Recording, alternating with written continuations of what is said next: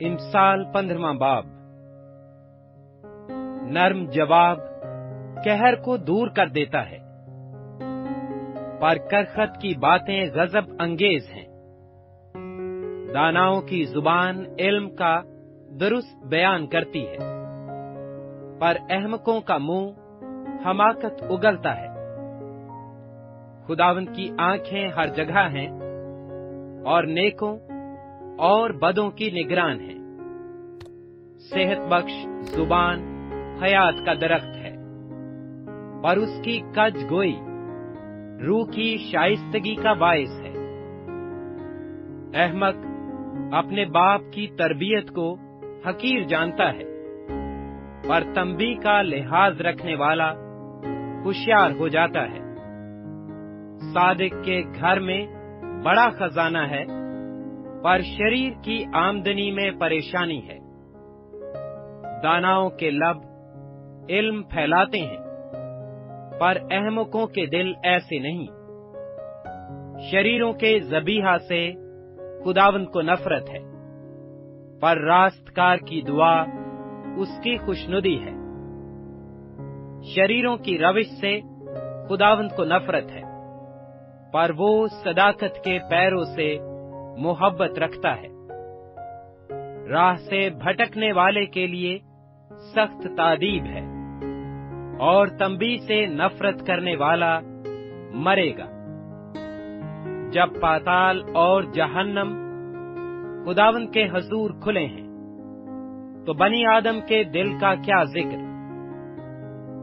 ٹھٹھا باز تنبیہ کو دوست نہیں رکھتا، اور داناؤں کی مجلس میں ہرگز نہیں جاتا۔ خوش دلی خندہ روئی پیدا کرتی ہے، پر دل کی غمگینی سے انسان شکستہ خاطر ہوتا ہے۔ صاحب فہم کا دل علم کا طالب ہے، پر احمقوں کی خوراک حماقت ہے۔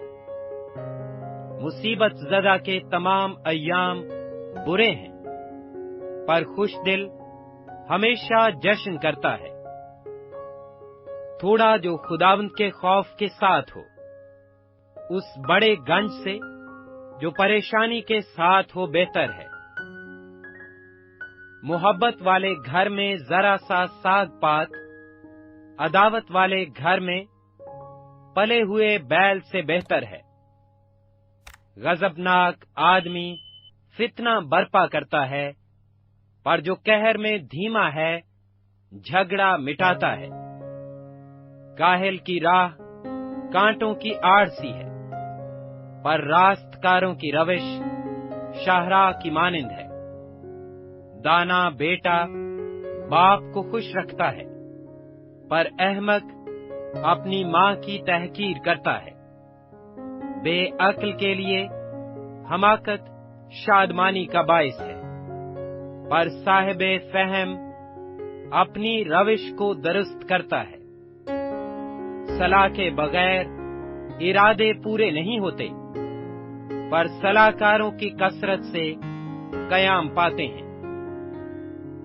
آدمی اپنے منہ کے جواب سے مسرور ہوتا ہے، اور باموقع بات کیا خوب ہے۔ دانا کے لیے زندگی کی راہ اوپر کو جاتی ہے، تاکہ وہ پاتال میں اترنے سے بچ جائے۔ خداوند مغروروں کا گھر ڈھا دیتا ہے، پر وہ بیوہ کے سوانے کو قائم کرتا ہے۔ برے منصوبوں سے خداوند کو نفرت ہے، پر پاک لوگوں کا کلام پسندیدہ ہے۔ نفع کا لالچی اپنے گھرانے کو پریشان کرتا ہے، پر وہ جس کو رشوت سے نفرت ہے زندہ رہے گا۔